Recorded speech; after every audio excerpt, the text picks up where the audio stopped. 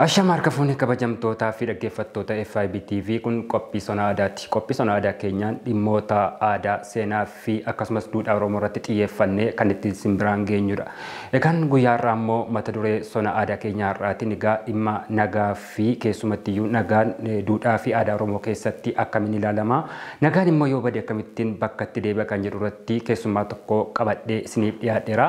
Keessummaan koo har'aas Dr. Qanaa Lammii jedhamu. Isaan egaa dandeettii fi beekumsa barnoota irraa argataniin dhimma kana irratti waan nuun jedhan qabu hanga xumuraatti akka nu faana turtan isin affeerra. Egaa waamicha keenya kabajanii istiidiyoo keenyatti argamu keessaniif guddaa galatoomaa isiniin jenna. Qophii sona aadaa keenya irrattis argamtanii waa hedduu akka nuu qooddan akkasumas daawwattoota keenyaaf muuxannoo qabdan irraa waa hedduu akka qooddan abdii qabna. Egaan mata dureen keenya akkuma amma ibsuuf yaale irratti dhimma nagaa irratti xiyyeeffannaa. Mee nagaan akkamiin ibsama?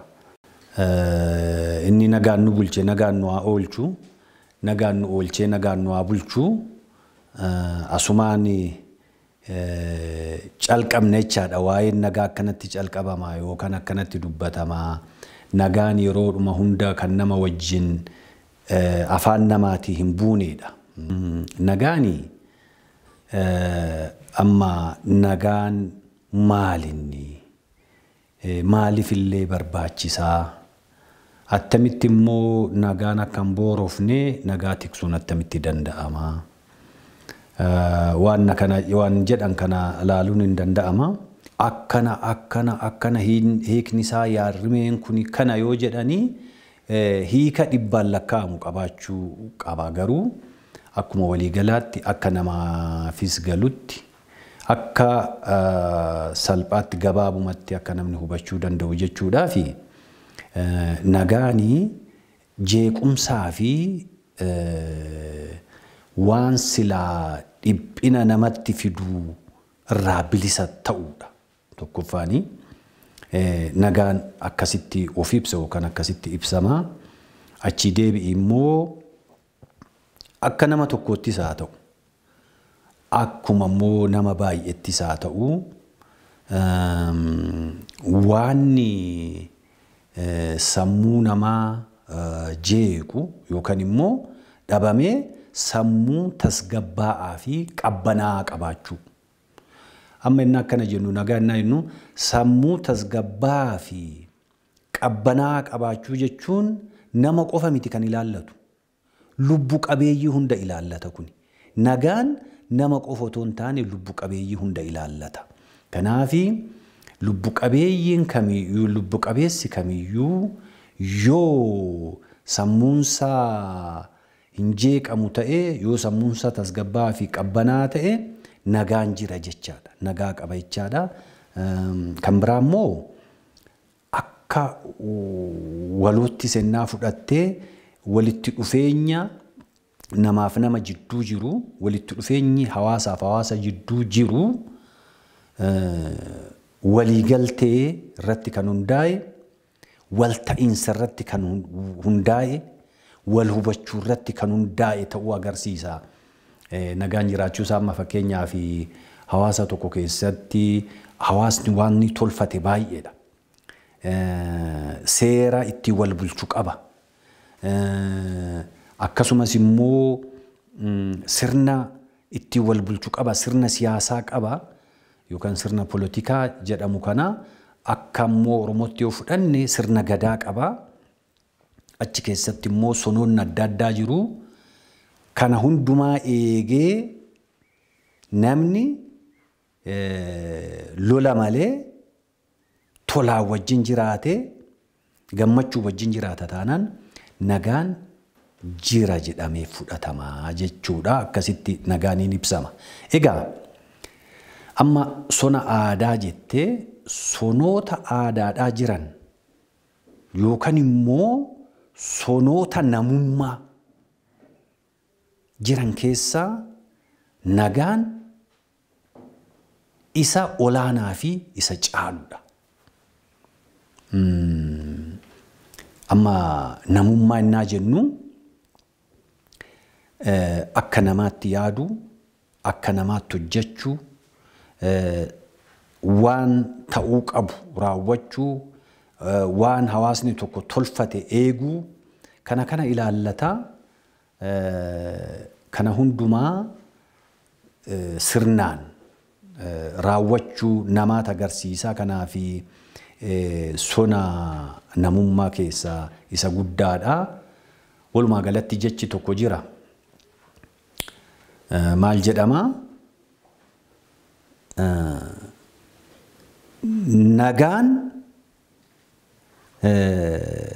Nagaan badii qabu hin jiru. Lolli yookaan immoo waraanni gaarii qabu hin jiru. Kanaaf namni akkasitti ibsa, akkasitti nagaadhaaf iddoo kennaa yookaan immoo hawaasa keessatti nagaan amma kana akka ibsuutti namatti fakkaatu malee nagaan sadarkaa kanatti ibsamuu kan danda'udha. Meejji Dooktar achi keessatti amma keessumatti iyyuu akkaataa duudhaa fi aadaa Oromoo keessatti keessumatti Oromoon sirna gadaa qaba. Achi keessatti mee Oromoon nagaa akkamitti ilaala? Nagaan kun immoo daandiirraa yoo maqee akkamiin deebisuuf adeemame? Bakkalchi bakkee haa taa'u, bakkeen nagaa haa ta'u jedhu. Kuni jecha anniisaa qabu, jecha guddaadha. Bakkeen nagaa haa ta'u jechuun iddoon aniif ati jirru kunis nagaa haa ta'u jechuudha. Iddoon aniif ati jirru istuudiyoon kun yoo nagaa qabaachuu baate aniif ati teenyee haasa'uu dandeenya? Hin dandeenyu. Iddoo nuti jirru qofa miti immoo naannoon keenyas nagaa haa ta'u jechuudha. Badda sadeen nagaa haa ta'u jechuudha. Akkuma addunyaattu biyya kana keessa irratti lafa irratti nagaan haa jiraatu jechuu agarsiisa. Kani bakkalchi bakkee haa taa'u, bakkeen nagaa haa ta'u jedhamee kan kadhatamu. Gadaa keessatti amma kana iddoon kennamaaf jechuudha nagaadhaaf. Bineensa illee ta'e akka bineensatti jiraachuu barbaada. Akka waan hireefitti akka uumaan hireefitti jechuudha. Beeladaaleen illee akkasuma. Kanaafi nagaan yoo jiraachuu baate tasgabbii waan hin jiraanneef. Nagaan yoo jiraachuu baate lubbuun waan gaaga'amuuf. Nagaan yoo jiraachuu baate qabeenyi waan gaaga'amuuf. Nagaa jiraachuu yoo baate qaamni namaallee waan gaaga'amuuf. Beelli waan dhufuuf. Walumaa galatti jireenyi namaa waan jeeqamuufi nagaan barbaachisaadha. Kanaaf iddoon guddaa kennamee gadaa keessattis waaqeffannaa keessattis haa ta'u namoota biraa iddoo hundumattuu yennaa waaqa kadhatan illee nagaa naa kenni jedhanii kan kadhatamuufi kanaafi jechaadha. Nagaa eegsisuudhaafi nagaan akka booroofne taasisuudhaafi sirna Oromoo yookaan sirni gadaa maal qabaa yoo jenne waan hedduu tolfatee qaba gadaan. Waan hedduu waan gadaa jala dabarte waan gadaa jala loote hin jirtu. Namni akkatti jiraatu akkatti wal kabaju yoo wal gufate akkamitti akka hiikkatu abbaa warraa fi haati warraa yoo wal gufatan obboleessiif obboleessi yoo wal gufate hollaaf hollaa yoo wal gufate gostiif gosti yoo wal gufate akkatti hiiku qaba. Walitti gufachuu sana keessatti immoo waan raawwatame dogoggorri raawwatame sadarkaa qaba. Maaltu raawwatama jedhee kan ittiin ilaalu waan hedduu qaba. Ammam sirna gadaa keessatti nagaadhaaf iddoo guddaa akka kennu waan agarsiisu yookaan immoo akka nagaan hin jeeqamne kan agarsiisu amma fakkeenyaaf bineensuma kamillee haa ta'u. Bineensuma kamillee haa ta'u. Ta'e jettee dhaqxee man'eessaatti iddoo jirutti man'eessaatti otoo waan godhin, otoo waan balleessin, otoo sittin dhufin, otoo mana keetti galees hin jeeqin, otoo nagaa kee hin jeeqin ati dhaqxee nagaa isaa yoo jeeqite yoo ajjeesuu dhaqxe mataa isaatiin akka cubbuutti fudhatama. Wanti ati adabamtu jira amma fakkeenyaaf buuftamma akka malee jibbama. Buufta akka malee jibbama. Seera gadaa keessatti garuu Boofti otoo si ciniinuu sitti hin fiigin. Akkuma duraan siin jedhe mana keetti dhufee sitta seenee otoo nagaa kee hin jeeqiin iddoo jirutti man'ee isaatti dhaqxee yoo nagaa isaa jeeqxe yoo rukuttee ajjeefte gumaa baasuu qabda. Hiddii 50 bobbaasta. Hiddiin maal bakka bu'a ammoo jette asitti immoo fakkoommiinsaa hiddiin loon bakka bu'a. Bineensa biraas haa ta'u, bofa sanas haa ta'u, horii fudhatee itti fayyadamuu hin danda'u. Sanyiinsaas horii fudhatanii itti fayyadamuu hin danda'anii kennaa akkasii yookaan immoo uumaan akkasitti isaan hin uumne haa ta'uuti maal ta'a hiddii 50 bobbaaftee 100 bobbaasuun hin jira. Hiddii 50 bobbaaftee falatta. Otoo nan tuqiin lafaa ka'een dogoggoree dhaqee ajjeesee yaa Waaq naa araaramii bira naa darbii cubbuu lubbuun baate kuni cubbuu natti hin ta'inii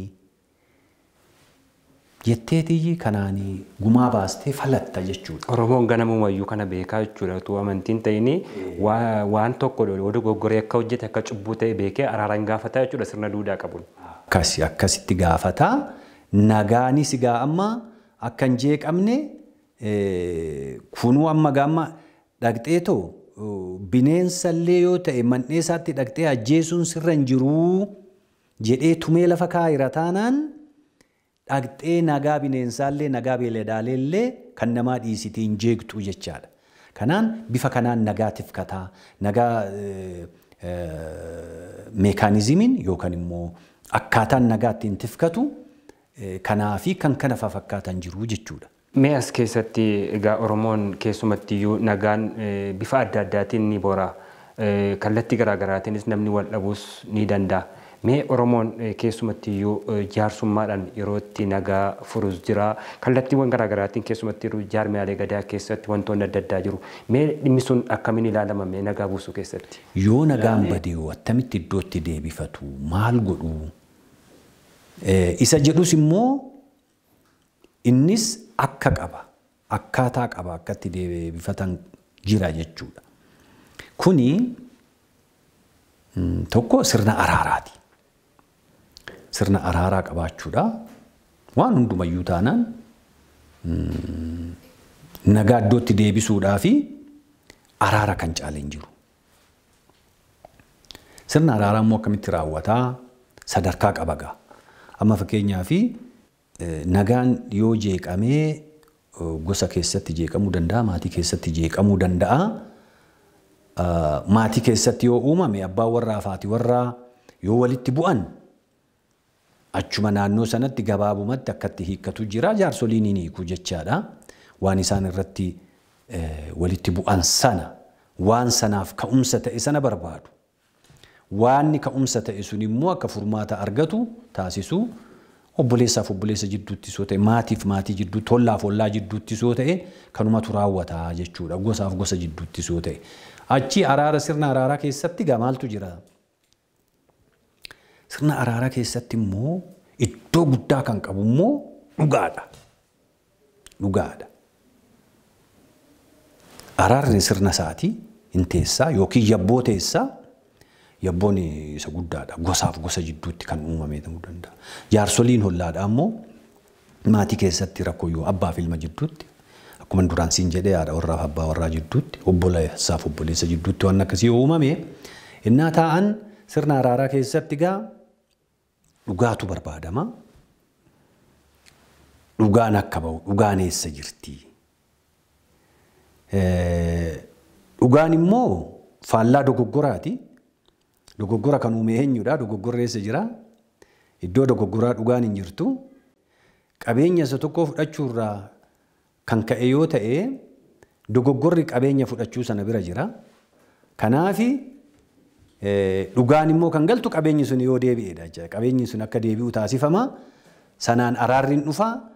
Dhugaan immoo kan abbaa dhugaat ta'a. Qabeenyi illee yoo deebi'uu baate waan hin deebine illee yoo ta'e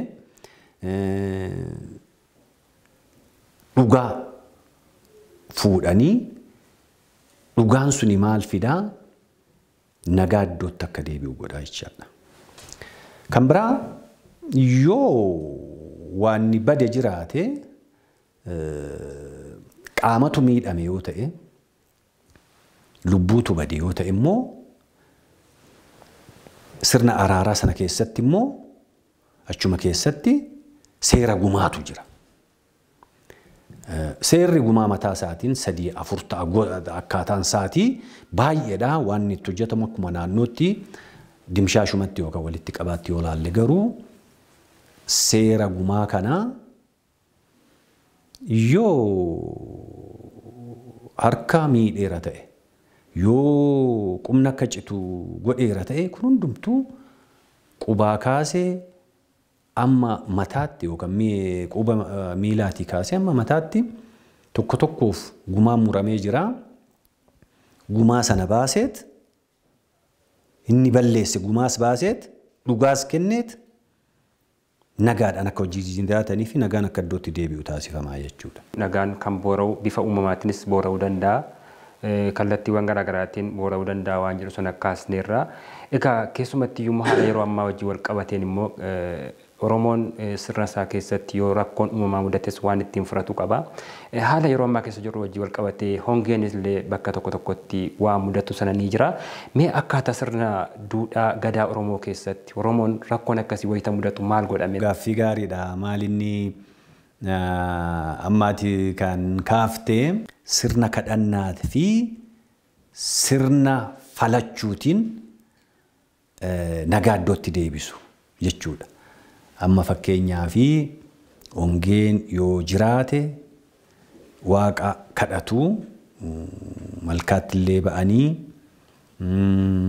tullutti isaa ta'uu waaqa kadhatanii sirna qalmaa raawwatanii yoo waaqa kadhatanii battalumatti akka roobaa ture hin beekama.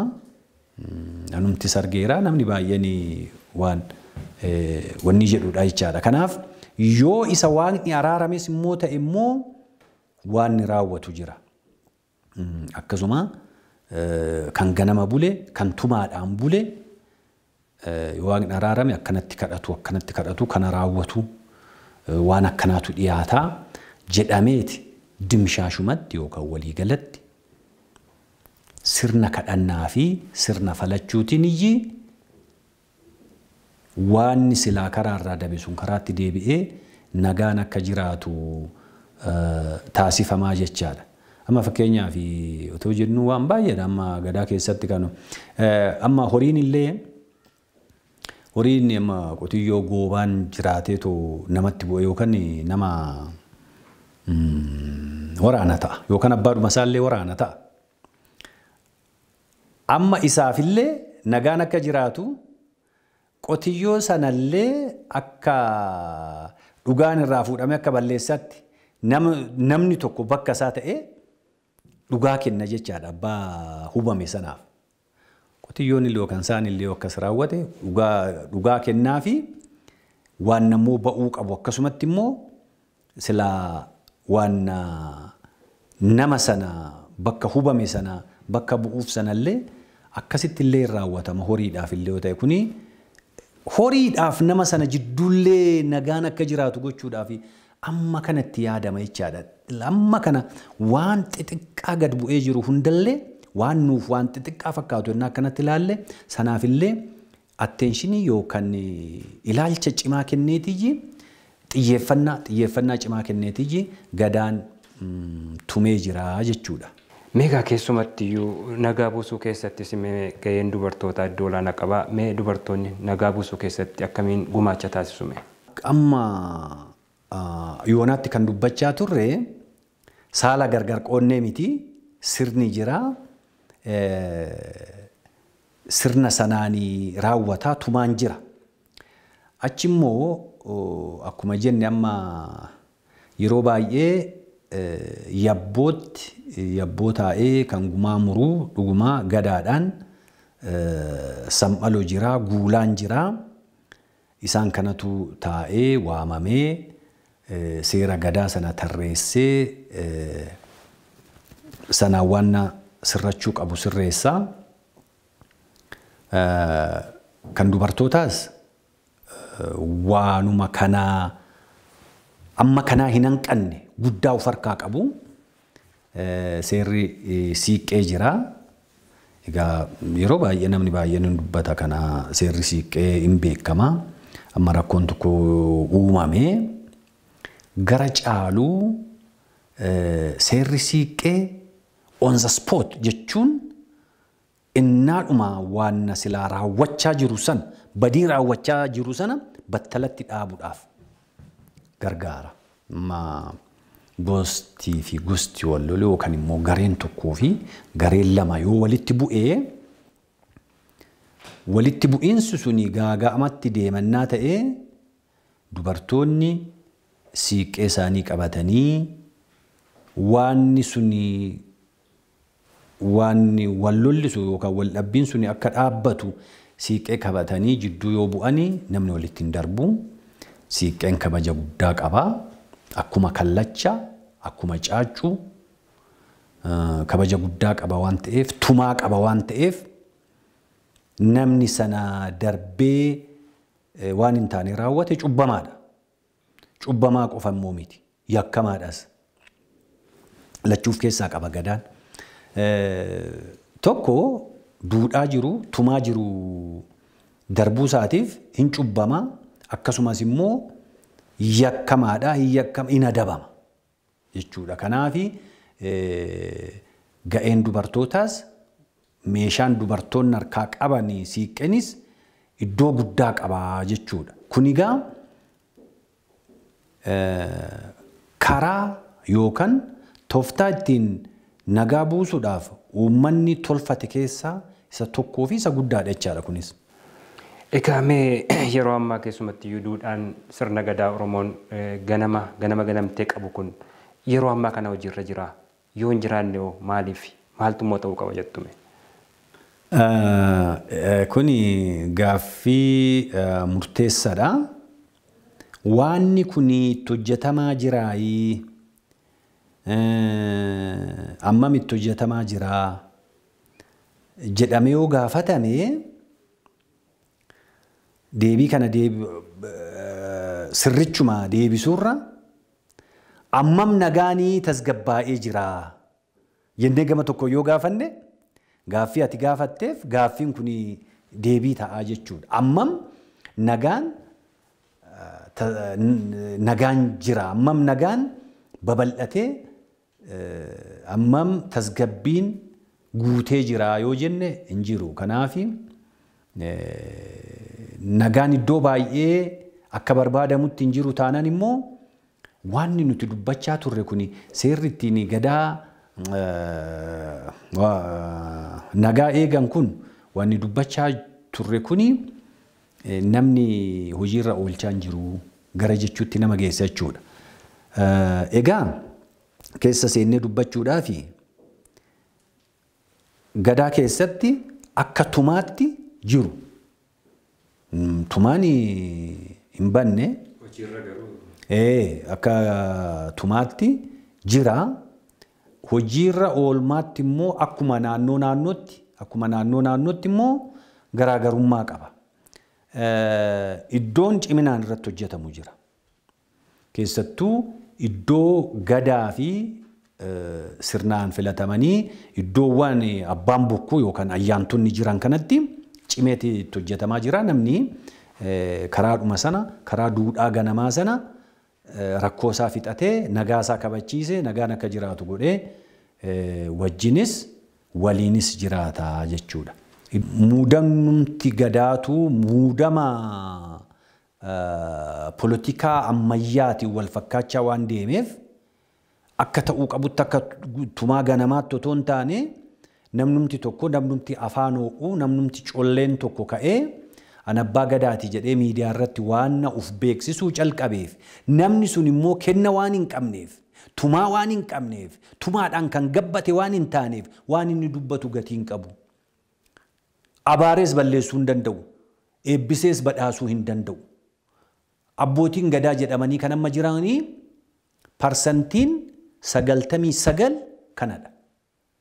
Maaliifiin seera sana hordofanii seera ganamaatiin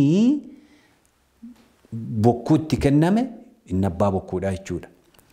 Inni abbaa gadaa immoo alangee itti kennamee fi kallacha itti kenname eebbaan tumaa ganamaa sanaa waan hin fudhannee fi akkanumaaf akkuma koof akka kee kana namuma wanniidha malee waan addatti raawwachuu danda'u hin qabu. Waan hooddatan baay'eedha. Abbaa gadaa gaafa ta'an, abbaa bokkuus gaafa ta'an waan nuuf qusatan, waan irraa uf qusatan waan hedduutu jira. Sun hin jiru. Wanti abbaan gadaa eeggachuu qabu keessaallee tokko dhugaadhaa jedhama. Hin jiru ka dhugaa dubbachuun eessaree. Kanaafuu you are right. Waan guddaa kaafte amma waan abbaa gadaa silaa raawwachuu qabu keessaa nagaa jenne miti nagaa kabachiisuudha. Nagaa kabachiisuu dhiisiti iddoo nama himataa oola. Innuu himatamaa oola. Dhugaa kennisiisuu fi fudhachiisuu dhiisiti innuu dhugaa dhokseetiyyi isa abbaa gadaa ta'uu qabu dhiisee collummaadhaan yookaan immoo gara poolitikaatti uf hirkisuudhaan anatu abbaa gadaatuuf hin jedha. Waan dhoksaan qabneedha amma karaa sirrii kanaan ani dhaqee argee akkuma duudhaa isaanii duriitti namichi suni iddee baalli fudhate haa balleessu haa dhiisu inni kan biraa haa ta'u malee wanniin sirnaan walitti darbe baalliin sirnaan walitti darbe maqaa dha'uun hin danda'ama. Kan Booranaa kan warra kaanii garuu falmii keessa falmiidhaan wal qimmiiduudhaan inni tokko isa tokkorra aaneeti malee ilaaf ilaameedha. Seera ganamaa sana eeggatee duruma itti yaadanii amma fakkeenyaaf 2009 Booranatti ennaa baalli walitti darbu waggaa 24 booda eenyu akka abbaa gadaa ta'u taa'eera mucaan gaaf sana achi ture. Sidiba. Kaadhimameera jechuudha. Kaadhimamee already. Achi qabiyaas qabiin hin jiru amma namichi suni jirutti namichi sanaan baratee guddataa waggaa 24 booda abbaan gadummaa isa ga'a abbaa gadaa ta'a jechaadha. Laal waan cimaa akkasiitu jira. Amma kan Tuulamaa yoo fudhatte amma irreechi guyyaan 3 moo guyyaan 5 afutti abbaan gadaa ittaanu eenyu akka ta'e hin beekamu tureeyyu. Wanti jala qophaa'ee jiru hin jiru. Kan Maccaas yeroo darbe calqabamuuf kan ta'e sanumatu raawwate. Kanaafanii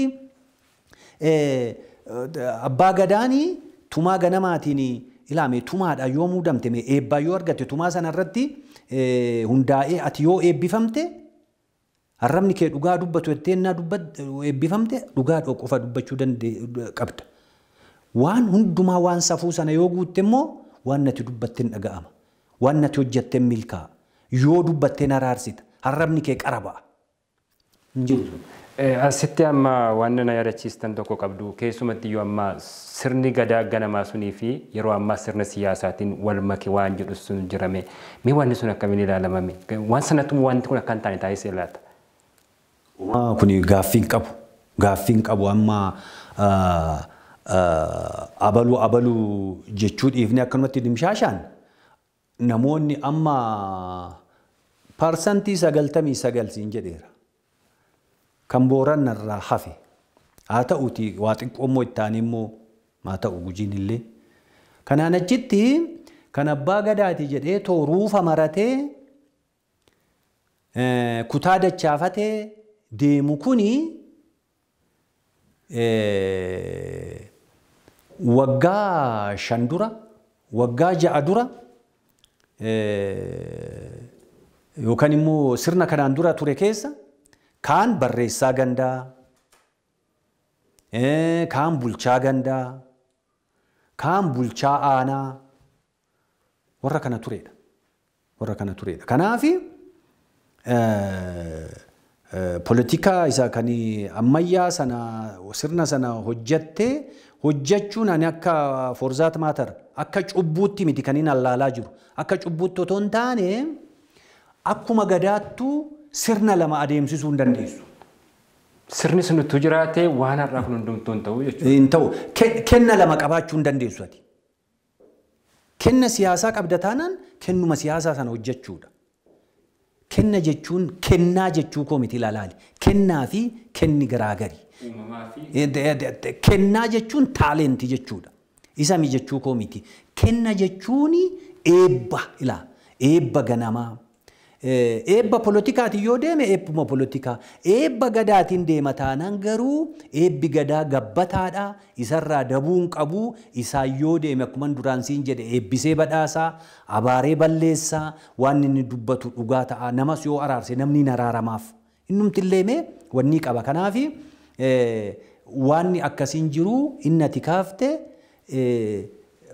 politikaa fi gadaa walii makanii hojjechuun kun balleesseera baay'ee balleesseera. Inni cubbuu caaluudha. Isa walitti maktee hojjechuurraa gadaa sana achuma dhiiftee gaafa qulqulluun dhufe qulqulluun haa hojjetu, qulqulluun itti galee haa hojjetu, siyaasuma ofii hojjechuutu iyyuu wayya. Waliin makuun immoo baay'ee badaadha. Kanaaf amma eessatti yoo dhaqxe amma kanaan dura hongeen ennaa dhufe gaafuma tokko guulaan qulqulluun kenna qabu laga bu'ee qalee gaafa waaqa kadhate otoo isaan achi manatti ennaa deebi'aa jiran rooba. Kun yeroo baay'ee arga. Amma yoo namni sana gochuu danda'u hin jiru. Godhaniis dadhabaniiru. Mee amma yeroo qabnu gaa yeroon keenyas gara xumuraatti deemee jira. Mee sirna gadaa kana ammayyeessuu hin danda'ama? Duudhaalee sirna gadaa keessa hin jira kan? Ammayyeessuu kan jedhu kana gara fuulduraa tuyyuu haa dhiifnu. Ammayyeessuu jechuun waan silaa yeroo wajjin hin deemne yoo ta'edha. Barnootanis baradhee argeera, gadaanis keessa darbeera, duudhaa hundumaa argeera miti. Dhugaa dubbachuudhaaf taanaan gadaan waggaa 10,000 dura bifa amma jiru kana haala wal fakkaatuun tolfameetoo hojii itti fufe kuni adeemsa keessa bilchaatee kan hin taane buusaa, kan ta'u dabalaa, adeemsa keessa kamalee sacha'amaa bilchaatee gabbatee kan dhufe waan ta'eef gadaa waan ni hanqise hin jiru. Yoo ta'e iyyuu gadaatu nu ammayyeessa malee nuti gadaa ammayyeessuu hin dandeenyu. Sitti meeme amma sirna isa kamimee yeroo ammaa human rights kan jedhamu addunyaa irratti seerri mirga namoomaa kana kan jedhu kana dubbisteetta miti. Mee sirna namoomaa beelada tokko iyyuu gadaadhuma keessaa fudhatanii keessa galchan malee sirna namoomaa yookaan immoo human rights kan jennu kana keessaa kan beeladaaleedhaafis farmu keessaa bofallee mandhee isaatti dhaqxee kan hin ajjeesin kan jedhu amma argatta. Hawaasa kam keessattuu hin argattu. Tumaa gadaa keessa jira malee seera tumaa biyya kana keessaa amman beekutti jechuudha. Tarii warra Hinduu keessa amantii wajjin wal qabate Hinduizimii keessa yoo jiraate hin beeku kanaan achitti hin jiru. To this extent guutuu waan ta'eef sirna gadaa ani iddoo baay'eetti dubbadheera waltajjii siyaasaa irratti. Sirna gadaa kana otoo fudhannee too ittiin bula akka sadarkaa biyyaatti ittiin bulamee nagaatu bu'aa. Maalifiin aangurratti wal loluun dhuftu waggaa 8 hin jijjiirta miti. Bakka hin eeggattaa wanti wal loltuuf hin qabu jechaadha. Kanumaan illee kan gadaa ga'e hin jiru. Tole hangama kootiin xumureeraa yaadaa fi nan dabala yoo jettanii daqiiqaa tokko isinii falladha. Yaanni ani jedhu tokkoffaa nagaa haa eegnu. Nagaa waa'ee nagaa dubbachaa turre. Nagaa eeguudhaaf immoo dhugaa haa dubbannu, dhugaa haa hojjennu, dhugaa irratti hundoofne haa hojjennu. Namni hundumtu, dhalli namaa hundumtu kanarratti hundoofne namni walii yaaduu qaba. Seera uumamaarraa waan guddaa barachuu qabna. Fakkeenyaaf akka jiraannuuf waan nu uume miti. Nuti immoo isa lubbuu qabu ajjeesuu hin qabnu. Akkasitti yaaduu qabna. Kanaafiyyi qulqullummaadhaan walii yaaduudhaanii sammuu tasgabbaa'een yaadnee nagaan akka jiraatu gochuu qabnaa nagaa yoo jiraate mana hundumaa guutuu ta'a manni hundumtuu guutuu ta'a namni hundumtuu guutuu ta'a jechuun barbaada. Hayyee kabajamtoota dhaggeeffattootaa fi daawwattoota keenya qophii sona aadaa keenyaa irraatiin dhimma keessumattuu duudhaa sirna gadaa keessa kan ta'e dhimma nagaa irratti Dooktar Qanaa Lammii Hayyuu Gadaa fi dhugeeffannaa waliin taasisaa turre kan hangammaa ture. Qophiileen FIB kanneen biroon afan itti fufuutti daawwadhaa yeroo gaarii qabaadhaa isiniin jenna.